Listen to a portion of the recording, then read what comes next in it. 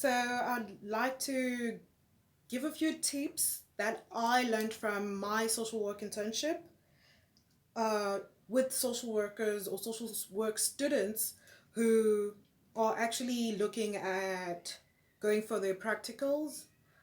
Um, with the university education that I got, you actually go for your practicals in your fourth year.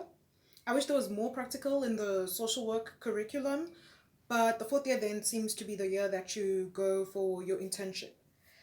And some of the advice that I have for especially African students, because I understand more the African curriculum, um, like in most African countries, not all of them, but it's definitely important when you're looking for internship to consider which country, because your internship has so much influence on, because this is something that I didn't realize, and a lot of my fellow students or now colleagues did not really think about that when they went for their internship, because we just thought, okay, we're going for our practicals, and then we just went into whichever organization that was willing to take us.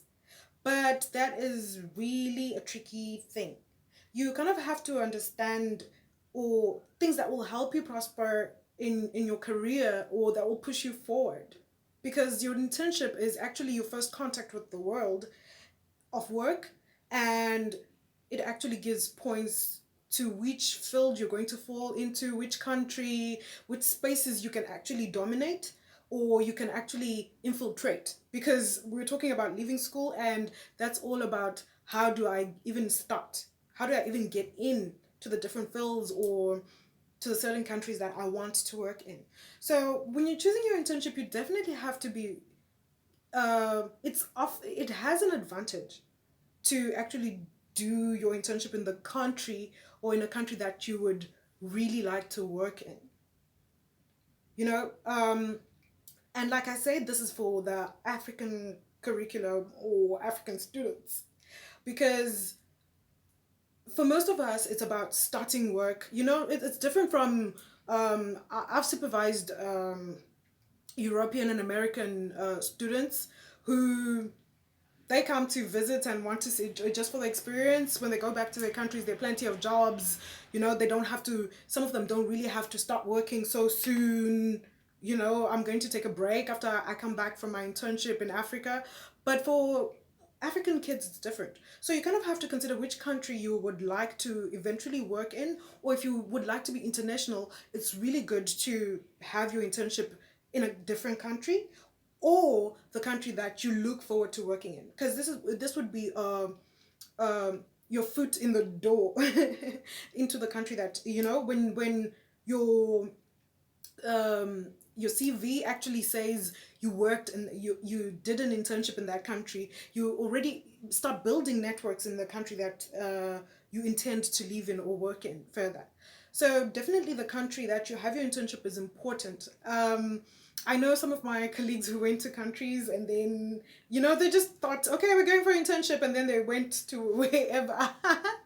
And when you're done, then you're stuck with that place because you don't really have connections in the country of your choice.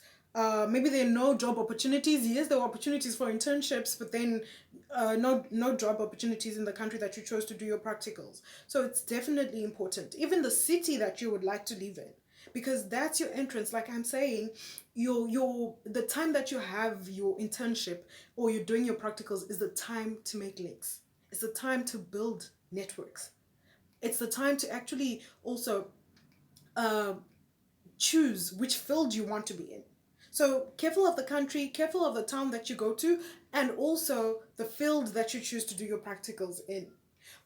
It's so interesting that we a lot of us go through varsity or university blindly. We're just thinking, okay, I need to get out of this thing with my degree. But we lack foresight into where exactly we're going after we're done with our university education. So choose your field very well. Choose whether you want to be in healthcare and do your practical in that field, because there are chances when people are actually employing someone, they're looking for experience in that. You know, you have to have some kind of experience in that field. For instance, if you choose to be in statutory work, do you choose to be in healthcare, human rights? I fell into human rights. I literally fell. I knew the town that I wanted to work in. I knew the country that I wanted to work in. I knew I was not really a fan of working in statutory work, even though I think statutory work is beautiful. But I also think like all social work needs some form of reshaping in Africa. But I knew I wanted human rights, I wanted a broader aspect, and I actually did my internship in that. And that sort of closed doors for me in having easily having opportunities in statutory work, because statutory work, when you go for your interviews, now they're asking you about the different forms that you have to fill in, responses to, to children being abused and so forth and so forth. And if you didn't do that in your practical or in your internship year, then you're not really aware of how to do that. And even if you did statutory work, you're not too aware of the human rights environment. So you kind of have to already start from your practicals, finding your way forward. Your country, the city, which field you actually want to be in, build networks during that time, because this is your opportunity. Your practicals matter. It's not just part of, it's not like the curriculum where you're just, as long as I've passed a test. It's not about passing a test. Your practical or your internship is actually that time to build connections. So I hope this advice helps some social work student out there who's getting ready to do their practicals. All the best.